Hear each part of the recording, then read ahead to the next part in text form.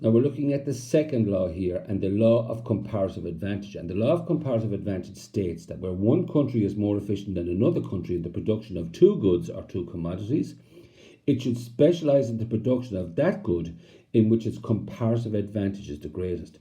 Now remember, when we were doing the law of absolute advantage, each country had an advantage over the other in one good. Here we can see that Ireland is more efficient at producing beer, and Ireland is more efficient at producing bread than France. So we're more efficient in producing the two goods than France here.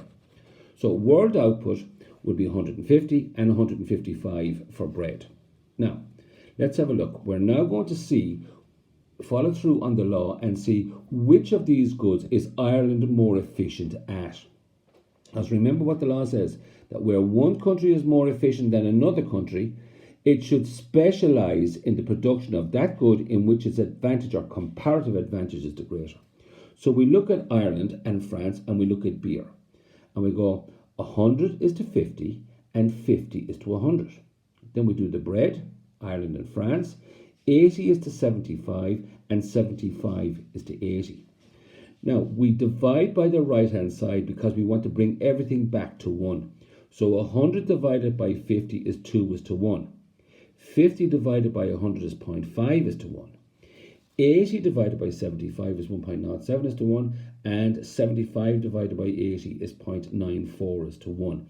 So look at Ireland then. Beer for Ireland is 2 is to 1. And bread in Ireland is 1.07 is to 1. So Ireland has the competitive advantage in the production of beer.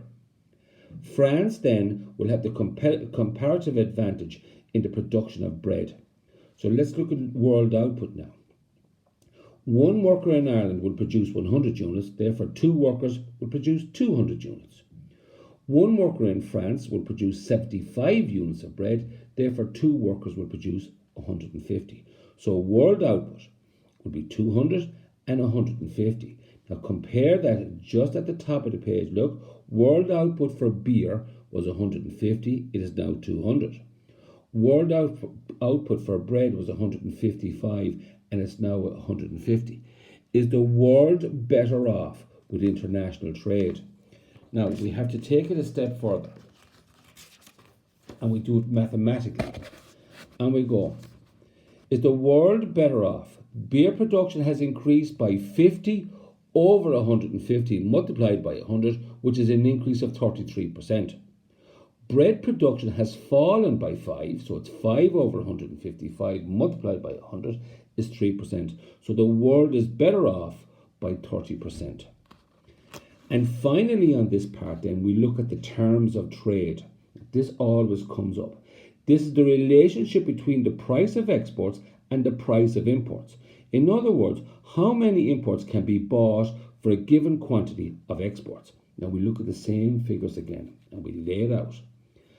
So we're now going to look at it from the point of view of beer. 100 is to 80, 50 is to 75. Because we're looking at it from the beer point of view, we divide by the left hand side. So 80 divided by 100 is 0.8, 75 divided by 50 is 1.5. Now we're looking at it from the bread point of view. 80 is to 100 and 75 is to 50. So we go, look, 100 divided by 80 is 1.25 and 50 divided by 75 is 0.67. Now we have our terms of trade. So the price of 1 unit of beer can be traded for between 0.8 and 1.5 units of bread. Similarly, 1 unit of bread can be traded for between 1.25 and 0.67 units of beer.